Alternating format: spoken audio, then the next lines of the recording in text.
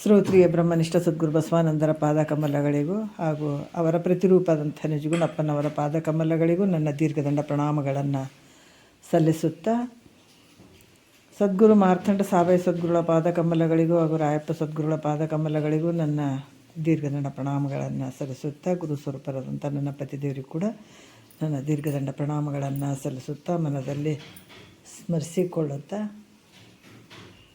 ತಮ್ಮೆಲ್ಲರಿಗೂ ವಂದಿಸುತ್ತಾ, ಇವಾಗ ಪರಮಾರ್ಥ ಗೀತೆ ಶುರುವಾದಂಥದ್ದು 7ನೇ ಗತಿ ಶುರುವಾಗ್ಯದ. ಇದರಲ್ಲಿ ಭಾಳ ವಿಶೇಷವಾದಂಥ ವಿಚಾರಗಳನ್ನು ಅವರು ಹೇಳ್ತಾ ಇದ್ದಾರೆ. ಸಪ್ತಮ ಗತಿ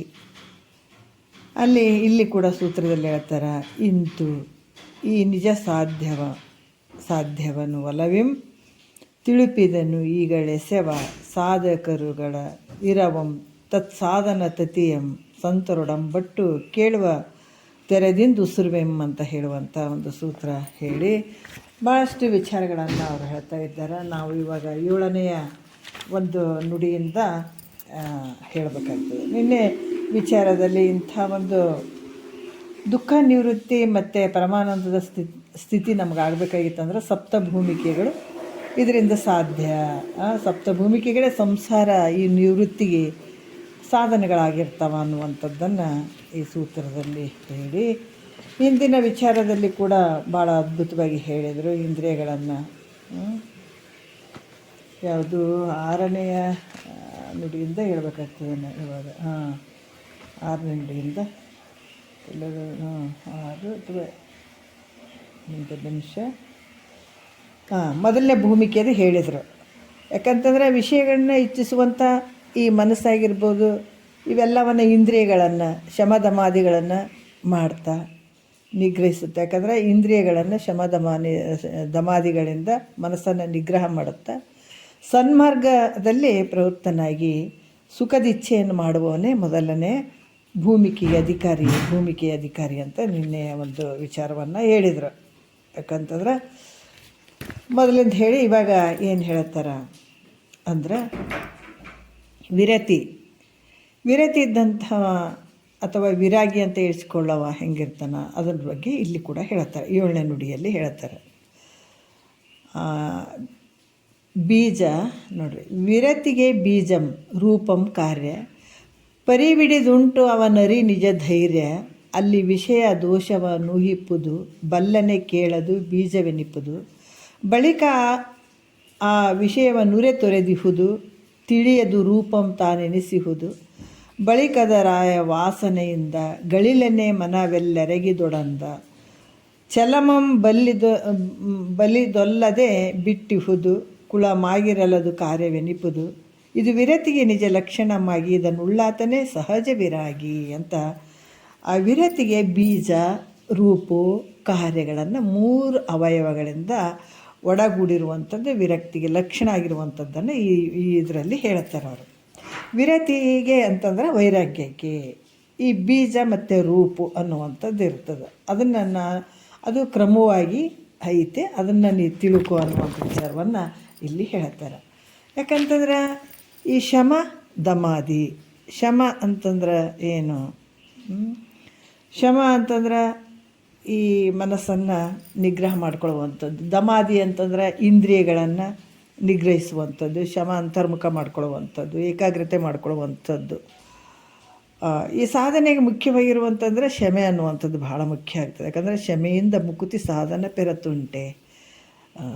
ಅದಕ್ಕೆ ಈ ಶಮಾದಿ ಸಾಧನೆಗಳಿಂದ ಮನೋಸಹಿತ ಇಂದ್ರಿಯಗಳನ್ನು ನಿರೋಧಿಸುವಲ್ಲಿ ಧೈರ್ಯವುಳ್ಳ ಶಿಷ್ಯನೇ ಕೇಳುವಂತ ಅರ್ಥ. ಏನು ಹೇಳ್ತಾರೆ? ವಿರತಿಗೆ ಬೀಜಂ ರೂಪಂ ಕಾರ್ಯಂ ಪರಿವಿಡಿದುಂಟು ಅವನರಿ ನಿಜ ಧೈರ್ಯ ಅಂತ ಹೇಳ್ತಾರೆ. ಅಂದ್ರೆ ಶಮಾಧಮಾದಿಗಳನ್ನು ಸಾಧಿಸುವಂಥದ್ದು ಕೂಡ ದೊಡ್ಡ ಕೆಲಸ ಅದದು. ನಮ್ಮ ಮನಸ್ಸನ್ನು ನಾವು ಹಿಡಿದಿಟ್ಕೊಳ್ಳೋದು ಕೂಡ ದೊಡ್ಡ ಕೆಲಸ ಅದದು, ಸಾಮಾನ್ಯ ಅಲ್ಲ. ಯಾಕಂದ್ರೆ ವಿಷಯಾದಿಗಳಲ್ಲಿ ಹರಿದಾಡ್ತಾ ಇರುವಂಥ ಈ ಮನಸ್ಸನ್ನು ಏಕಾಗ್ರತೆಗೆ ತರುವಂಥದ್ದು, ನಿಗ್ರಹ ಮಾಡುವಂಥದ್ದು, ಅಂತರ್ಮುಖ ಮಾಡ್ಕೊಳ್ಳುವಂಥದ್ದು ಇದು ಭಾಳ ಕಷ್ಟ. ಇದನ್ನು ಮಾಡಿಕೊಂಡು ದಮಾದಿ ಇಂದ್ರಿಯಗಳನ್ನು ನಿಗ್ರಹ ಮಾಡುವಂಥದ್ದು. ಈ ಸಾಧನಗಳಿಂದ ಮನೋಸಹಿತ ಇಂದ್ರಿಯಗಳನ್ನು ನಿರೋಧಿಸುವಲ್ಲಿ ಧೈರ್ಯವುಳ್ಳ ಎಲೆ ಶಿಷ್ಯನೇ ಕೇಳು. ಅದಕ್ಕೆ ಏನಾಗ್ತದ ಅಂತಂದ್ರೆ, ನಿಜವಾಗಿ ಹೋರಾಟ ಎಲ್ಲಿರ್ತದಂದ್ರೆ ಇಲ್ಲೇನೆ. ಈ ಕಾಮ, ಕ್ರೋಧ, ಮದ, ಮೋಹ, ಮಾತ್ಸರ್ಯ ಅನ್ನುವಂಥದ್ದು ಅರಿಷಡ್ ವರ್ಗಗಳಾಗಿರ್ಬೋದು, ಆಮೇಲೆ ಈ ಒಂದು ಅಷ್ಟಮದಗಳಾಗಿರ್ಬೋದು, ರೂಪು ಮದ, ಯೌವನ ಮದ, ಧನ ಮದ, ರಾಜ್ಯ ಮದ, ಮತ್ತು ಅಧಿಕಾರದ ಮದ, ಇವೆಲ್ಲ ಕುಲ ಮದ, ಇವೆಲ್ಲ ಮದಗಳು, ಅಷ್ಟಮದಗಳು. ಆದರೆ ಇವೆಲ್ಲವುಗಳನ್ನು ನಿರೋಧಿಸುವಲ್ಲಿ, ಇಂದ್ರಿಯಗಳನ್ನು ನಿರೋಧ ಮಾಡುವಂಥ, ಇದಕ್ಕೆ ಭಾಳಷ್ಟು ಇದನ್ನು ತಿಳ್ಕೊಂಡು ಅದನ್ನು ನಿರೋಧಿಸ್ಬೇಕಾದ್ರೆ ಅದು ಭಾರಿ ಶಕ್ತಿ ಬೇಕಾಗ್ತದೆ. ಅದಕ್ಕೆ ಇವೆಲ್ಲ ಇಂಥ ಒಂದು ಇಂದ್ರಿಯಗಳನ್ನು ನಿಗ್ರಹ ಮಾಡಿಕೊಂಡು ಕೇಳುವಂಥ ಈ ಶಿಷ್ಯನೇ ಕೇಳು. ಯಾಕಂದ್ರೆ ಈ ಅನಿತ್ವಾದಿ ಅಂದರೆ ಅನಿತ್ಯತೆಯಿಂದ ಕೂಡಿದಂಥ ಅನಿತ್ಯವಾದಂಥ ವಿಷಯಗಳು, ದೋಷಗಳಿಂದ ಉತ್ಪನ್ನ ಆದಂಥ ದ್ವೇಷ, ಮತ್ತು ಆ ಮೂಲಕ ವಿಷಯಗಳನ್ನು ತ್ಯಾಗ ಮಾಡುವಂಥದ್ದು. ಇವೆಲ್ಲ ವನಿತಾದಿ ವಸ್ತುಗಳಾಗಿರ್ಬೋದು, ಭೋಗದ ವಸ್ತುಗಳಾಗಿರ್ಬೋದು, ಅವೆಲ್ಲ ಹೆಂಗದಾವ ಅಂತಂದ್ರೆ ಅನಿತ್ಯದಿಂದ ಕೂಡಿದಾವೆ. ಇವು ಸತ್ಯ ಅದಾವೇನು ಅಂತಂದರೆ ಇವು ಸತ್ಯ ಇಲ್ಲ, ಇವೆಲ್ಲ ದೋಷಗಳಿಂದ ಕೂಡಿದಾವೆ. ಅಂದ್ರೆ ಒಂದು ಕಾಲಕ್ಕೆ ಸರಿ ಅನ್ನಿಸ್ತದೆ, ಇನ್ನೊಂದು ಕಾಲಕ್ಕೆ ಸರಿ ಅನಿಸಂಗಿಲ್ಲ. ಇವು ಭಾಳ ದೋಷದಿಂದ ಕೂಡಿದಂಥವು ಅದಾವೆ. ಅದಕ್ಕೆ ಇದರಿಂದ ಏನಾಗ್ತದೆ, ಈ ದೋಷಗಳಿಂದ ಉತ್ಪನ್ನವಾದಂಥದ್ದು ದ್ವೇಷ. ಈ ಮೂಲಕ ವಿಷಯಗಳನ್ನು ತ್ಯಾಗ ಮಾಡುವಂಥದ್ದು. ಅದರ ವಿಷಯ ಅರಿದು ವನಿತಾದಿ ವಿಷಯದೋಳುಳ್ಳ ದೋಷವನ್ನು ಮರಳಿ ಮೋಹಿಸದೆ ಚೆಲಿಯಾಗಿ ಅಂತ ಹೇಳ್ತಾರಲ್ಲ, ಹಂಗೆ ಇದು ಪರಮ ವೈರಾಗ್ಯ ಅಂತ ಹೇಳ್ತಾರೆ. ವೈರಾಗ್ಯದಲ್ಲಿ 3 ರೀತಿಯಿಂದ ಹೇಳ್ತಾರೆ. ಏನಪ್ಪ ಅಂದ್ರೆ, ಸ್ವಲ್ಪ ಮ್ಯೂಟ್ ಮಾಡಿರಿ. ಇಲ್ಲಿ ಏನು ಹೇಳ್ತಾರೆ, ಈ 3 ವೈರಾಗ್ಯ. ಮಾಮೂಲಿ ವೈರಾಗ್ಯಗಳು 3 ಇರ್ತಾವೆ. ಯಾವುದು? ಪುರಾಣ ವೈರಾಗ್ಯ, ಪ್ರಸೂತಿ ವೈರಾಗ್ಯ, ಮತ್ತು ಇನ್ನೊಂದು ಪುರಾಣ ವೈರಾಗ್ಯ, ಪ್ರಸೂತಿ ವೈರಾಗ್ಯ, ಸ್ಮಶಾನ ವೈರಾಗ್ಯ. ಇವು 3 ರೀತಿಯಿಂದ ಇರ್ತಾವೆ. ಈ ಪುರಾಣ ವೈರಾಗ್ಯ, ಪುರಾಣವನ್ನು ಕೇಳೋ ಮಟ್ಟ ನಮ್ಗೆ ವೈರಾಗ್ಯ ಬಂದಂಗೆ ಆಗ್ತದೆ. ಅದು ಸತ್ಯ ಏನು ಅಂದರೆ ಅದನ್ನೂ ಇಲ್ಲ, ಸ್ವಲ್ಪ ತಕ್ಷಣದಲ್ಲಿ ಮತ್ತೆ ಅದು ಹೋಗ್ಬಿಡ್ತದೆ. ಆಮೇಲೆ ಪ್ರಸೂತಿ ವೈರಾಗ್ಯ ಅಂತಂದ್ರೆ, ಒಂದು ಮಗು ಹುಟ್ಟೋವಾಗ ಹೆರಿಗೆಯ ಸಂದರ್ಭದಲ್ಲಿ ಆದಂಥ ನೋವು, ಆ ಟೈಮಲ್ಲಿ ವೈರಾಗ್ಯ ಬಂದಂಗೆ ಆತಪ್ಪ, ಇನ್ನೊಂದು ಸಲ ಹಿಂಗೆ ಆಗಬಾರ್ದು ಅನ್ನುವಂಥ ಭಾವ ಬರ್ತದೆ. ಕೂಸು ಹುಟ್ಟಿದ ಮೇಲೆ ಆ ವೈರಾಗ್ಯ ಹೋಗ್ಬಿಡ್ತದೆ. ಸ್ಮಶಾನ ವೈರಾಗ್ಯ ಯಾವಾಗ ಒಂದು ಸತ್ತಂಥ ವ್ಯಕ್ತಿ ಹತ್ರ ಇದ್ದಾಗ, ಇಷ್ಟೇ ಅಲ್ಲ ಜೀವನ, ಉಣ್ಣೋದು ತಿನ್ನೋದು ಇಷ್ಟೇ ಹೋಗಿಬಿಡೋದು, ಏನಿಲ್ಲಲ್ಲ ಜೀವನದಾಗ ಅನ್ನುವಂಥ ವೈರಾಗ್ಯ ಬಂದಂಗೆ ಆಗ್ತದೆ. ಮತ್ತು ಅದು ಮುಗಿದ ಮೇಲೆ, ಆ ಕ್ರಿಯೆ ಮುಗಿದ ಮೇಲೆ ಮತ್ತೆ ಮಾಮೂಲಿ ಇದ್ದುಬಿಡ್ತಾನೆ. ಹೀಗಾಗಿ ಇವು ಯಾವ್ದು ನಿತ್ಯ ಅದಾವೇನು, ಇವು ಶಾಶ್ವತ ಅದಾವೇನು ವೈರಾಗ್ಯಗಳು ಅಂದರೆ ಯಾವಾಗಲೂ ಇರುವಂಥದ್ದೇನು ಅಂದರೆ ಇಲ್ಲ, ಕ್ಷಣಕ್ಕೆ ತೋರಿ ಮತ್ತೆ ನಾಶ ಆಗುವಂಥದ್ದು, ಅಷ್ಟೇ ಹೋಗಿಬಿಡುವಂಥದ್ದು. ಇದು ಪರಮ ವೈರಾಗ್ಯ ಅಂತಾರೆ. ಒಂದು ಸಲ ಆ ವಿಷಯದಲ್ಲಿ ದೋಷ ದರ್ಶನ ಆಯಿತು ಅಂದಾಗ ಮತ್ತೆ ತಿರ್ಗಾ ಒಳ್ಳೆ ನೋಡೋಂಗಿಲ್ಲ, ಆ ರೀತಿ ಬಿಡುವಂಥದ್ದು ಪರಮ ವೈರಾಗ್ಯ ಅಂತ ಹೇಳ್ತಾರೆ. ಅದಕ್ಕೆ ಇದು ಯಾವ ರೀತಿ ಅಂದ್ರೆ, ವಿಷಯಗಳಲ್ಲಿ ದೋಷ ದರ್ಶನ ಆಗಿ ವಿಷಯಗಳನ್ನು ತ್ಯಾಗ ಮಾಡುವಂಥದ್ದು ಇದು ವೈರಾಗ್ಯಕ್ಕೆ ಲಕ್ಷಣವಾಗಿರುವಂಥದ್ದು. ಯಾವುದಾದ್ರೂ ಒಂದು ವೃಕ್ಷದ ಉತ್ಪತ್ತಿಗೆ, ಯಾವುದೋ ಒಂದು ವೃಕ್ಷದ ಉತ್ಪತ್ತಿಗೆ ಬೀಜ ಭಾಳ ಮುಖ್ಯ ಕಾರಣ ಆಗ್ತದೆ. ಒಂದು ಗಿಡ ಹುಟ್ಟಬೇಕಾದ್ರೆ ಬೀಜ ಬೇಕಾಗ್ತದೆ, ಹೌದಾ? ಬೀಜದಿಂದನೇ ಒಂದು ಮರ ಆಗ್ತದಲ್ಲ. ಅದಕ್ಕೇನಾಗ್ತದೆ, ಅದಕ್ಕೆ ಈ ರೆಂಬೆ, ಕೊಂಬೆಗಳು ಎಲ್ಲ ಆಗ್ತಾವಲ್ಲ, ಕೊಲ್ಲೆಗಳು, ಕೊಂಬೆಗಳು ಇವೆಲ್ಲ ಆಗ್ತವೆ. ಆಮೇಲೆ ಈ ಹೂಗಳಾಗುವಂಥದ್ದು, ಈ ಹೂಗಳು ಆಗಿರುವಂಥದ್ದು, ಈ ರೀತಿಯಿಂದ ಕೂಡಿರುವಂಥದ್ದು ಒಂದು ಸ್ವರೂಪಕ್ಕೆ ಅದೇನಾಗ್ತದೆ, ಇವೆಲ್ಲವುಗಳನ್ನು ಕೂಡಿರುವಂಥದ್ದು ಒಂದು ಸ್ವರೂಪ ಅಂತ ಅನಿಸ್ಕೊಳ್ತದೆ. ಈ ಫಲಗಳಿಂದ ಕೂಡಿರುವಂಥದ್ದು ಅಂದರೆ ಹಣ್ಣುಗಳಿಂದ ಆಗಿರುವಂಥದ್ದು ಇದು ಕಾರ್ಯ ಅನ್ನಿಸ್ತದೆ. ಹೂಗಳಾಗಿರುವಂಥದ್ದು ಏನು ಅನ್ನಿಸ್ತದೆ, ಅದು ಸ್ವರೂಪ ಅಂತ ಅನಿಸ್ಕೊಳ್ತದೆ. ಆಮೇಲೆ ಫಲಗಳಿಂದ ಕೂಡಿರುವಂಥದ್ದಕ್ಕೆ ಅದಕ್ಕೇನಂತದ ಕಾರ್ಯ ಅಂತ ಅನಿಸ್ಕೊಳ್ತದೆ. ಹೂವಿನಿಂದ ಹಣ್ಣಾಗ್ತದಲ್ಲ, ಹಣ್ಣದು ಕಾರ್ಯ ಅಂತ ಅನ್ಕೊಳ್ತದೆ. ಹಾಗೆ ವಿರತಿಗೆ ಪೂರ್ವದಲ್ಲಿ ಹೇಳಲ್ಪಟ್ಟಂಥ, ವಿರತಿಗೆ ಅಂದರೆ ಮೊದಲು ಹೇಳುವಂಥದ್ದು, ವೈರಾಗ್ಯಕ್ಕೆ ಮೊದಲು ಹೇಳಿದಂಥ ಪ್ರಕಾರ ಇಹ ಭೋಗದಲ್ಲಿ ಮತ್ತು ಇಹಪರ ಅಂತಂದರೆ ಇಹದಲ್ಲಿರುವಂಥ ಭೋಗಾದಿಗಳ ವಸ್ತುಗಳು ಮತ್ತು ಪರಲೋಕದಲ್ಲಿ ನಾವು ಅನುಭವಿಸುವಂಥ ಇಚ್ಛೆ ಪಡುವಂಥ ಸ್ವರ್ಗಾದಿ ಭೋಗಗಳನ್ನು ಇಚ್ಛೆ ಪಡುವಂಥ ಆಸೆ ಆಗಿರ್ಬೋದು. ಈ ವಿಷಯಗಳಲ್ಲಿ ಇಹದಲ್ಲೂ ಸುಖ ಇಲ್ಲ, ಪರಲೋಕದಲ್ಲೂ ಸುಖ ಇಲ್ಲ ಅನ್ನುವಂಥ ವಿಷಯಗಳನ್ನು ಅಲ್ಲಿ ಏನದ ಅಂತಂದ್ರೆ ಅನಿತ್ಯದಿಂದ ಕೂಡ್ಯದ. ಆದರೆ ಅದು ಅನಿತ್ಯದಿಂದ ಕೂಡಿದದಕ್ಕಾಗಿ ಅಲ್ಲಿ ದೋಷಗಳದಾವ ಅಂತ ಕಂಡು ಹಿಡಿಯುವಂಥದ್ದೇ ಬೀಜ ಅಂತ ಅನಿಸ್ಕೊಳ್ತದೆ. ಇಹದಲ್ಲೂ ಮತ್ತು ಪರಲೋಕದಲ್ಲಿ ಎರಡರಲ್ಲಿ ದುಃಖ ತುಂಬ್ಯದ. ಅದು ಯಾವತ್ತೂ ಅಲ್ಲಿ ತೋರಿದಂಥ ಸುಖಗಳು ನಿತ್ಯವಾಗಿರುವಂಥದ್ದಲ್ಲ, ಅನಿತ್ಯದಿಂದ ಕೂಡಿದಂಥದ್ದವ. ಈ ದೋಷಗಳನ್ನು ಕಂಡುಹಿಡಿಯುವಂಥದ್ದಕ್ಕೆ ಏನಾರು ಹೇಳ್ತಾರೆ ಇಲ್ಲಿ ಬೀಜ ಅಂತ ಹೇಳಿಸ್ಕೊಳ್ತದೆ. ಅನಂತರ ಯಾವುದಾದ್ರೂ ಒಂದು ಯಾವುದೋ ಒಂದು ನೆವದಿಂದ ಆ ವಿಷಯವನ್ನು ಬಿಟ್ಟಿರುವಂಥದ್ದು ರೂಪ ಅಂತ ಅನಿಸ್ಕೊಳ್ತದೆ. ಏನು ಅನಿಸ್ಕೊಳ್ತದ?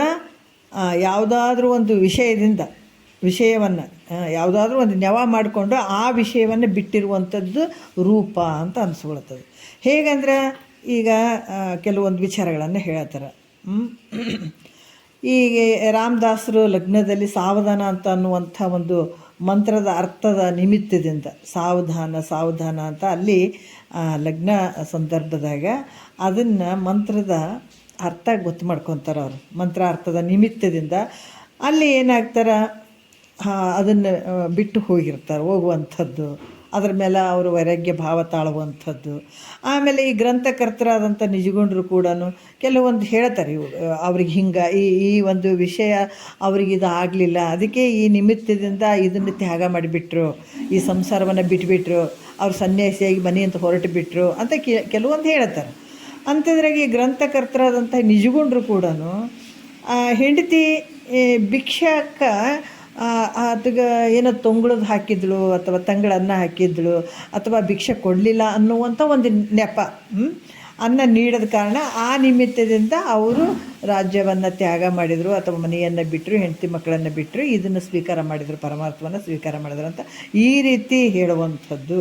ಆಮೇಲೆ ಯಾಜ್ಞವಲ್ಕ್ಯರು ಜೀವನ್ಮುಕ್ತಿ ಸುಖದ ನಿಮಿತ್ತವಾಗಿಯೋ ಯಾಜ್ಞವಲ್ಕ್ಯರು ಏನು ಮಾಡಿದರು, ಇಲ್ಲ ಈ ಒಂದು ರಾಜ್ಯ ಭೋಗದ ವಿಷಯಗಳಿಂದ ನಾನು ಈ ಜೀವನ ಮಾಡೋದ್ರಿಂದ ಏನಾಗ್ತದೆ, ನನಗಿಲ್ಲಿ ಯಾವ ಸುಖ ಇಲ್ಲ, ಅದಕ್ಕೆ ಇಬ್ಬರು ಹೆಂಡ್ರಿಗೆ ಕರೆದುಬಿಟ್ಟು ಏನು ಮಾಡಿದ್ರು ಅವರು, ನೋಡು ನಿನಗೇನು ಬೇಕು ನೀವು ತೊಗೊಳ್ರಿ ಅಂತ ಹೇಳಿದರು. ಆವಾಗ ಖ್ಯಾತಯನಿ ಮತ್ತು ಮೈತ್ರಾದೇವಿ ಇಬ್ಬರು ಹೆಂಡ್ರು ಯಾರಿಗೆ ಯಾಜ್ಞವಲ್ಕ್ಯರಿಗೆ. ಆವಾಗ ಕಾತ್ಯಾಯನಿ ಏನು ಮಾಡಿದಳು, ಭೋಗದ ವಸ್ತುಗಳನ್ನು ಅದು ಕೊಡು, ಈ ಆಸ್ತಿ ಕೊಡು, ಈ ಅಂತಸ್ತು ಕೊಡು, ಹಂಗೆ ಕೊಡು, ಈ ಬಂಗಾರ ಕೊಡು, ಬೆಳ್ಳಿ ಕೊಡು ಅಂತ ಕೇಳ್ಕೊಂಡು ತೊಗೊಂಡ್ರು. ಮೈತ್ರಾದೇವಿ ಏನಂದಳು, ಇದಕ್ಕಿಂತ ಹೆಚ್ಚಿಂದು ಸುಖ ಇರುವಂಥದ್ದು ಯಾವುದು ಇರ್ಬೋದು, ಈ ಭೋಗದ ವಸ್ತುಗಳೇ ಸುಖ ಇಲ್ಲ ಅಂತ ನೀನು ಹೋಗ್ತಾ ಇದ್ದಿ ಅಂತಂದಾಗ ಇದಕ್ಕಿಂತ ಹೆಚ್ಚಿನ ಆನಂದ ಏನಿರ್ಬೋದು, ಇದಕ್ಕಿಂತ ಹೆಚ್ಚಿನ ಸುಖ ಏನಿರ್ಬೋದು, ಅದನ್ನು ನನಗೆ ಹೇಳ್ರಿ ಅಂತ ಹೇಳಿದ್ದು ಮುಂದೆ ಬರ್ತಾವೆ. ಇದು ಹೋಗಿದ್ದಾವೆ ಅದೇ ಯಾವುದು ಪರಮಾನುಭವದಾಗ ಹೋಗಿದ್ದಾವೆ. ಇಲ್ಲಿ ಕೂಡ ಯಾಜ್ಞವಲ್ಕ್ಯರು ತನ್ನ ಜೀವನ್ಮುಕ್ತಿಯ ಆನಂದವನ್ನು ಅನುಭವಿಸೋ ಸಲುವಾಗಿ ಅವರು ಈ ತಮ್ಮ ರಾಜ್ಯವನ್ನು ಅವರು ತ್ಯಾಗ ಮಾಡಿದ್ರು ಅನ್ನುವಂಥದ್ದು ನಿಮಿತ್ತವಾಗಿಯೂ ಸಕಲ ವಿಷಯಗಳನ್ನು ತ್ಯಾಗ ಮಾಡಿರುವವರು ಈ ಒಂದು ನಿಮಿತ್ತಗಳಿಂದ ಎಲ್ಲ ವಿಷಯಗಳನ್ನು ತ್ಯಾಗ ಮಾಡಿದ್ದಾರೆ, ಬಿಟ್ಟಿದ್ದಾರೆ. ಇವೆಲ್ಲ ದೋಷದಿಂದ ಕೂಡಿದಾವೆ. ಎಷ್ಟು ದಿವಸ ಆದರೂ ಕೂಡ ರಾಜ್ಯಭಾರ ಈ ಜನ್ಮದಿಂದ ಈ ಮಾನವ ಶರೀರಕ್ಕೆ ಬಂದ ಮೇಲೆ ಇಲ್ಲಿ ಭೋಗಿಸುವಂಥ ಎಲ್ಲ ವಿಷಯಗಳಿಂದ ಕೂಡಿದಂಥ ಈ ರಾಜ್ಯದಲ್ಲಿ ಪ್ರತಿಯೊಂದು ಶಾಶ್ವತ ಅದಾವೇನಂದರೆ ಇಲ್ಲ, ಯಾವಾಗಾದರೂ ಬಿಟ್ಟು ಹೋಗೋದೆ. ಅದಕ್ಕೆ ನಾವು ಹೋಟೆಲ್ಗೆ ಹೆಂಗೆ ಹೋಗಿರ್ತೀವಿ, ಅಲ್ಲಿ ಎಲ್ಲ ಸಾಮಾನುಗಳು ಇರ್ತಾವೆ, ಪ್ಲೇಟ್ ಇರ್ತದೆ, ತಟ್ಟೆ ಇರ್ತದೆ, ಎಲ್ಲ ಇರ್ತದೆ. ಅಲ್ಲಿ ಏನು ಬೇಕಾದ್ರೂ ತಿಂತೀವಿ ಮತ್ತು ಅದನ್ನು ಅಲ್ಲೇ ಬಿಟ್ಟು ಬರ್ತೀವಿ. ಏನಾದರೂ ಚಮಚ ಗ್ಲಾಸ್ ಏನಾದರೂ ಪಟ್ಲ ತೊಗೊಂಡು ಬರ್ತೀವಿ ಅನ್ನೋ ಮನೆಗೆ ಬ್ಯಾಗ್ನಾಗ ಹಾಕ್ಕೊಂಡು ಬರ್ತೀವಿ ಏನಂದರೆ ಇಲ್ಲ. ಯಾಕಂದರೆ ಹೋಗಿರ್ತೀವಿ, ಅಲ್ಲೇ ಉಣ್ತೀವಿ, ತಿಂತೀವಿ, ಕೂಡ್ತೀವಿ, ಮತ್ತು ಅದನ್ನು ಅಲ್ಲೇ ಬಿಟ್ಟು ಬರಬೇಕಾಗ್ತದೆ. ಆದರೆ ಈ ಭೂಮಿಗೆ ಬಂದೀವಿ ಅಂತಂದರೆ ನಾವೇನು ಪ್ರಾರಬ್ಧಕ್ಕನುಸಾರವೇ ಸುಖನೇ ಇರ್ಬೋದು, ದುಃಖನೇ ಇರ್ಬೋದು, ಇಲ್ಲಿ ಅನುಭವಿಸ್ಬೇಕು, ಮತ್ತು ಎಲ್ಲ ಸಾಮಾನುಗಳನ್ನು ಬಿಡಬೇಕು ಮತ್ತು ಹೊಂಟು ಬಿಡಬೇಕು.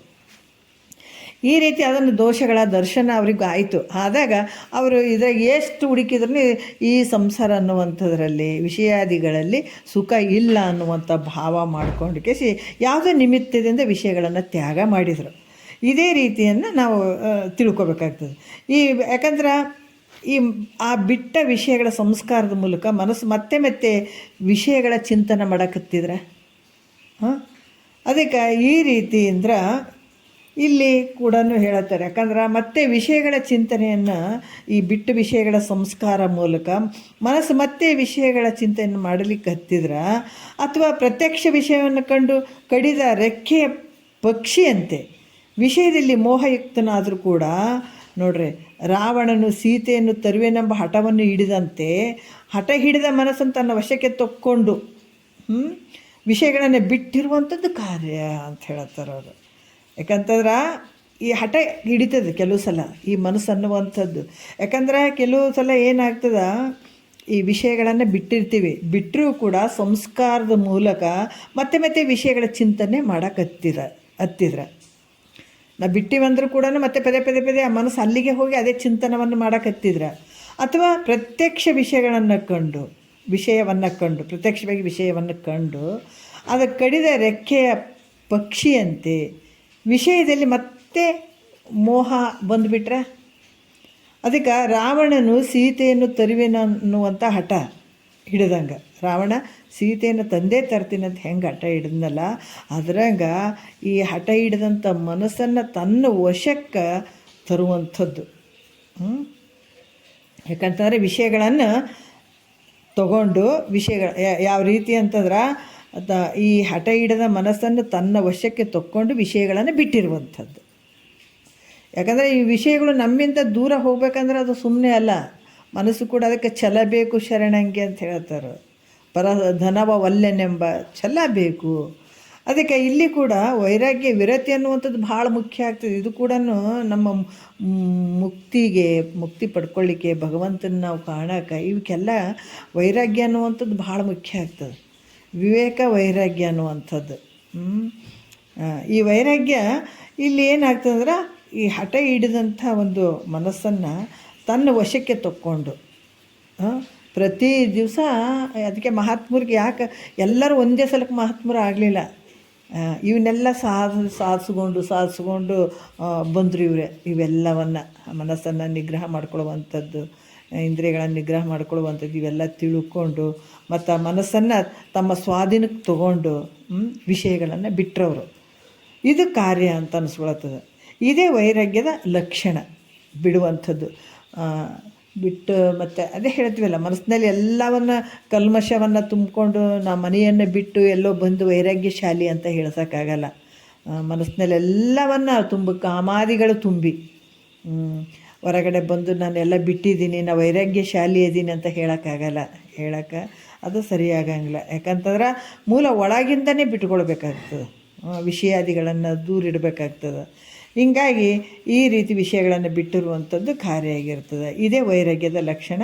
ಇಂಥ ವೈರಾಗ್ಯ ಲಕ್ಷಣ ಉಳ್ಳಂಥವನು ಯಾರು? ವಿರಾಗಿ ಅಂತ ಹೇಳ್ತಾರೆ. ಈತಗೆ ವಿರಾಗಿ ಯಾವಾಗಲೂ ಸಂಪೂರ್ಣ ಉದಾಸೀನ ಭಾವದಲ್ಲೇ ಇರ್ತಾನೆ. ಅದಕ್ಕೆ ಈತಿಗೇನು ಹೇಳ್ತಾನೆ? ವಿರಾಗಿ ಅಂತ ಹೇಳಿಸ್ಕೊಳ್ತಾನೆ. ಮತ್ತು ಯಾವ ಉಪಾಯಗಳಿಂದ ವಿಷಯಗಳಿಗೆ ಹೋದ ಮನಸ್ಸನ್ನು ಅದನ್ನು ವಾಪಸ್ ತಗೊಳ್ಬೇಕು? ಯಾಕಂದರೆ ಯಾವ ಉಪಾಯದಿಂದ ವಿಷಯಗಳಿಗೆ ಹೋಗಿ ಅದು ಮನಸ್ಸನ್ನು ಮತ್ತು ಅದನ್ನು ಹಿಂದಕ್ಕೆ ತೊಗೊಳ್ಬೇಕು ಅನ್ನುವಂಥ ಪ್ರಶ್ನೆ ಮಾಡಿದ್ರೆ ಉಪಾಯವನ್ನು 2 ಪದ್ಯಗಳಿಂದ ಹೇಳ್ತಾರೆ ಅವರು. ಏನು ಹೇಳ್ತಾರೆ ನೋಡೋಣ. ಮನಸ್ಸನ್ನು ಹಿಂದಿರಿಗಿಸ್ಕೊಳ್ಬೇಕು ಅನ್ನುವಂಥದ್ದನ್ನು. ಆತಂ ಬಳಿಕ ಈ ಸಂಸ್ಕೃತಿಯಲ್ಲಿ ನೂತನಂ ಕಾಣೆನು ನಾನೆಲ್ಲಿ, ಕೇಳಿದುದನೆ ಮಗುಳೆಯು ಕೇಳುತ್ತಾ, ಮೇಳೈಸಿದುದನೆ ಮೇಳೈಸುತ್ತಾ, ಕಂಡುದನೆ ಬಳಿಕಂ ಕಾಣುತ್ತಾ, ಉಂಡ ರಸವನೇ ಮಗುಳೆ ಉಣುತ್ತಾ, ವಾಸಿಸುವುದನ್ನೇ ಮೇಣಾಯಿಸುತ್ತಾ, ಈ ಸಕಲವ ನಿಂತರಿದರಿಯುತ್ತ, ಪಿಷ್ಟ ವಿಭೀಷಣ ವಿಧಿಯಂತೆಲ್ಲ, ಕಷ್ಟಮಿದುಂಡುಳಿದಿದ್ದೆಲ್ಲ ಬೇರಿಲ್ಲ, ಎಂದವನ್ನೆಲ್ಲವನ್ನುರೆ ಬಿಟ್ಟವನು, ಅಂದ ವಿರತಿಯೋಳು ಅಳವಟ್ಟವನು ಅಂತ ಈಗ 8ನೇ ನುಡಿಯಲ್ಲಿ ಹೇಳ್ತಾರೆ. ಏನು ಹೇಳ್ತಾರ ಅಂದ್ರೆ, ಈ ವೈರಾಗ್ಯದ ಒಂದು ಯಾವ ಉಪಾಯದಿಂದ ಮನಸ್ಸನ್ನು ನಾವು ಹಿಂತಿರಿಸ್ಕೊಳ್ಬೇಕು ಅನ್ನುವಂಥ ವಿಚಾರವನ್ನು ಹೇಳ್ತಾರೆ ಶಿಷ್ಯ.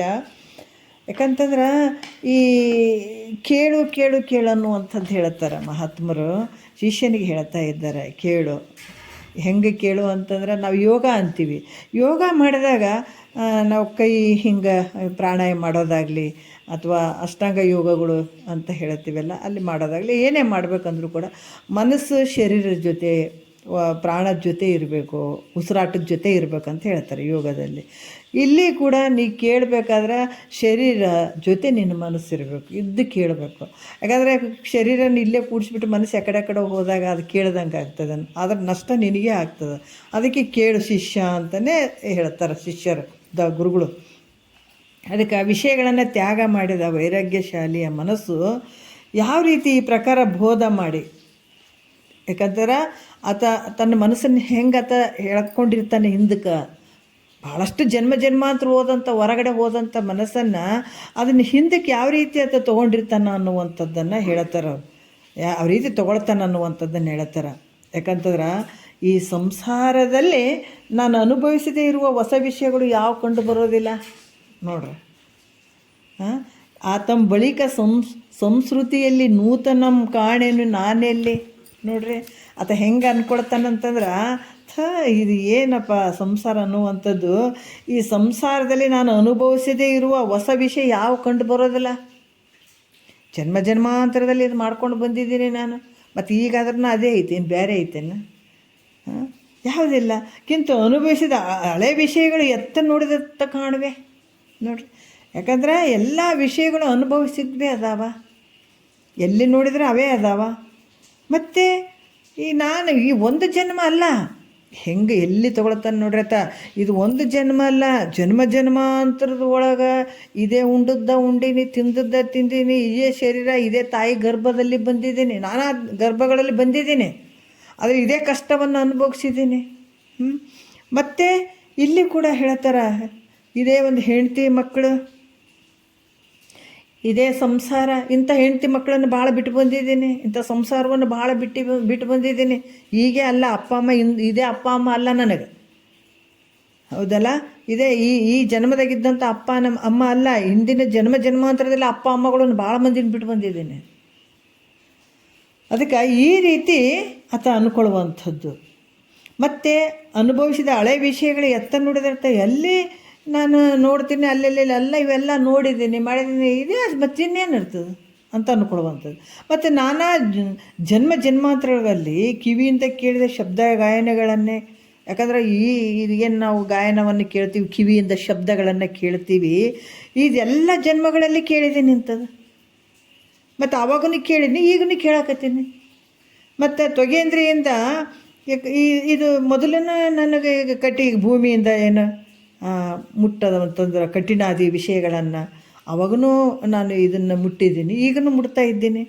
ಕಣ್ಣಿನಿಂದ ನೋಡಿದಂಥ ಒಂದು ಒಳ್ಳೆಯ ರೂಪ ಆಗಿರ್ಬೋದು, ಕೆಟ್ಟದ್ದಾಗಿರ್ಬೋದು, ಎಲ್ಲವುಗಳನ್ನು ನೋಡ್ತಾ ಇದ್ದೀನಿ. ನಾಲಿಗೆಯಿಂದ ಊಟ ಮಾಡಿದಂಥ ಸಿಹಿ, ಹುಳಿ, ಖಾರ, ಉಪ್ಪು ಇವೆಲ್ಲ 6 ರಸಗಳನ್ನು ಅವಾಗೂ ಉಂಡಿನಿ, ಈಗೂ ಅದನ್ನೇ ಉಣಕತ್ತೀನಿ. ಅವಾಗೂ ಇವೇ ಇದ್ದು, ಈಗಲೂ ಇವೇ ಇಂದ್ರಿಯಗಳು, ಜ್ಞಾನೇಂದ್ರಿಯಗಳು, ಕರ್ಮೇಂದ್ರಿಯಗಳು. ಮತ್ತು ನಾಸಿಕದಿಂದ ಗ್ರಹಿಸಿದ ಸುಗಂಧವಾದಂಥದ್ದು, ದುರ್ಗಂಧವಾದಂಥ ವಿಷಯಗಳನ್ನೇ ಮುಸಿ ನೋಡ್ತಾ ಇದ್ದೇನೆ. ಬೇರೆ ಏನದಾವ ಹೇಳ್ರಿ?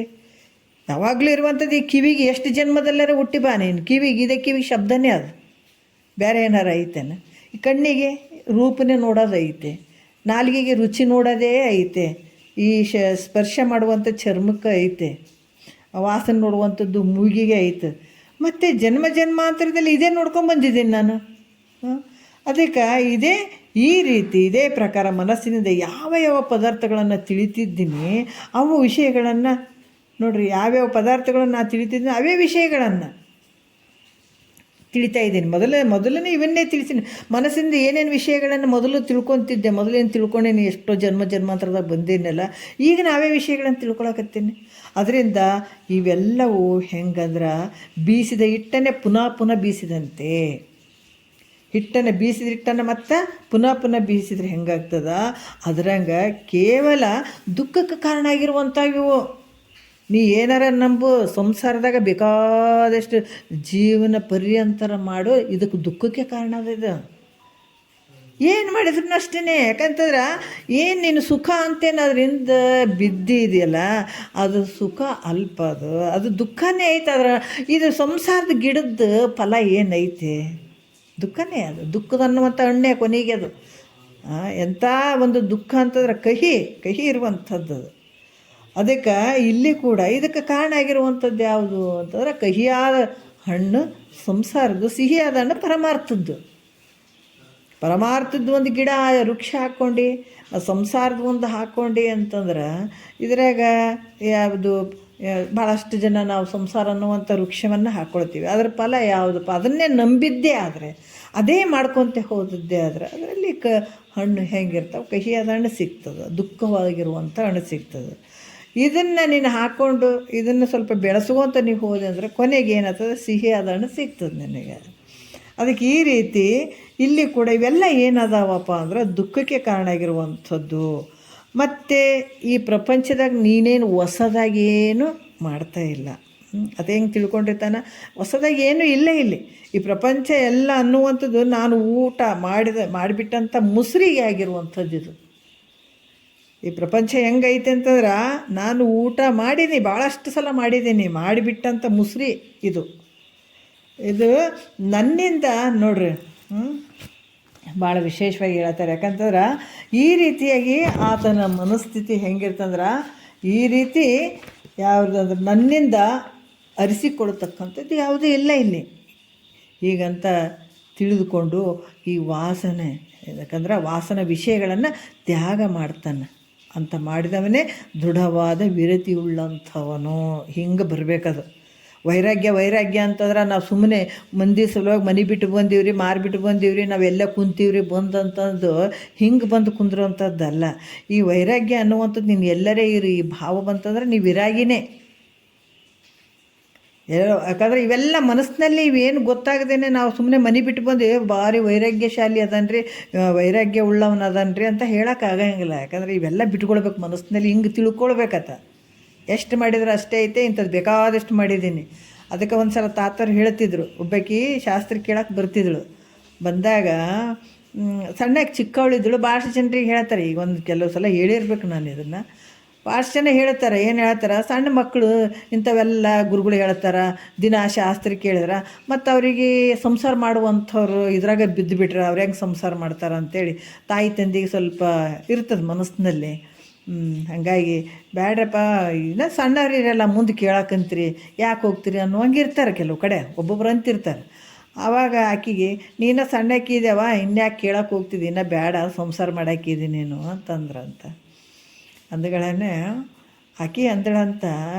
ಆಕೆ ಆದರೂ ಬರ್ತಿದ್ಳು ಅಲ್ಲಿ ತಾತವ್ರ ಬಲ್ಲಿ ಬರ್ತಿದ್ದಳಂತ. ಅದಕ್ಕೆ ಅವ್ರು ಕೇಳಿದ್ರಂತ, ಗುರುಗಳು ಕೇಳಿದ್ರಂತ, ಯಾಕವ ನೀನು ನಿಮ್ಮ ಮನ್ಯಾಗ ನಿಮ್ಮ ಅಪ್ಪ ನಿಮ್ಮವ್ವ ಬೇಡ ಅಂತಾರಲ್ಲ, ಮತ್ತು ಯಾಕೆ ಬರ್ತಿದ್ದಿ, ಬಿಟ್ಬಿಡು ಅಂದ್ರಂತ.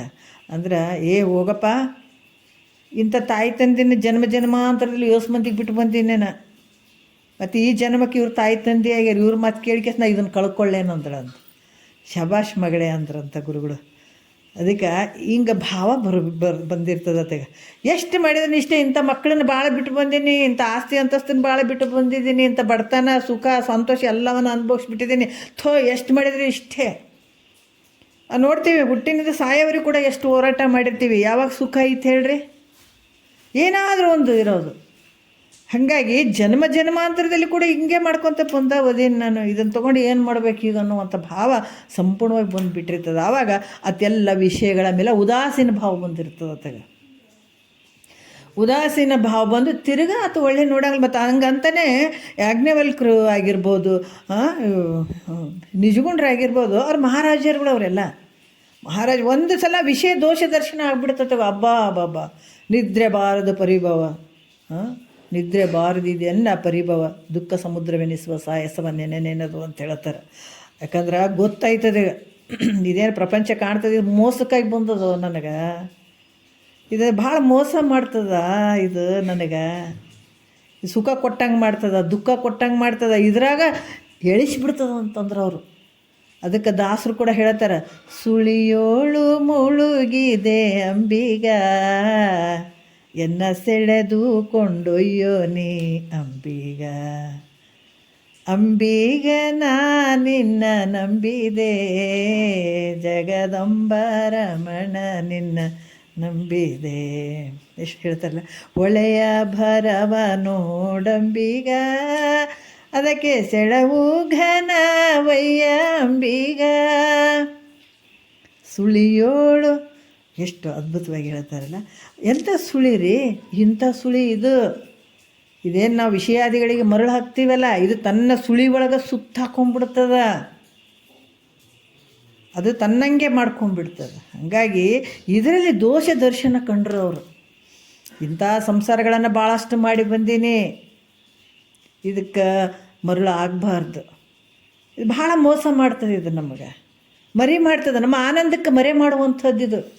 ಈ ಸಂಸಾರ ಅನ್ನುವಂಥದ್ದು, ಈ ಪ್ರಪಂಚ ಅನ್ನುವಂಥದ್ದು ಹೆಂಗೆ ಮಾಡ್ತಂದ್ರೆ ನಮ್ಮ ನಿಜವಾದ ಆನಂದ ಏನೈತೆ ಆನಂದಕ್ಕೆ ಮುಚ್ಚಿಬಿಡ್ತದೆ, ಇದು ಮುಚ್ಚಿಸ್ಬಿಡ್ತದೆ ಅದು. ಅದಕ್ಕೆ ಮಹಾತ್ಮರು ಬಹಳಷ್ಟು ಚಂದ ಹೇಳ್ತಾರೆ, ವೈರಾಗ್ಯ ಅನ್ನುವಂಥದ್ದನ್ನು ಏನು ನಮ್ಮ ಆನಂದವನ್ನು ಮುಚ್ಚಾಕುವಂಥ ವಿಷಯಾದಿಗಳದಾವ ಅವನ್ನ ತೆಗೆದಾಗ ಏನಾಗ್ತದ, ವೈರಾಗ್ಯ ಅಂತ ಅನಿಸ್ಕೊಂಡ್ರು ಕೂಡ ಅದರ ನಿಜವಾದ ಸಂಪತ್ತಂದ್ರೆ ಅದು ಅಂತ ಹೇಳ್ತಾರೆ. ಹಂಗಾಗಿ ಇಲ್ಲಿ ಕೂಡ ಏನು ಹೇಳ್ತಾರ, ಈ ರೀತಿ ತಿಳ್ಕೊಂಡು ವಿಷಯಗಳ ತ್ಯಾಗ ಮಾಡಿದಂಥವನು ದೃಢವಾದ ವಿರತಿ ಉಳ್ಳವನು ಅಂತ ಕೂಡ ಇಲ್ಲಿ ಹೇಳುತ್ತಾರೆ. ಮತ್ತು ಈಗ ಯಾವುದಂತಂದ್ರೆ 9ನೇ ನುಡಿಯಲ್ಲಿ ಇವಾಗ ಟೈಮ್ ಆಯಿತು, ಒಂದು 5 ಒಂದು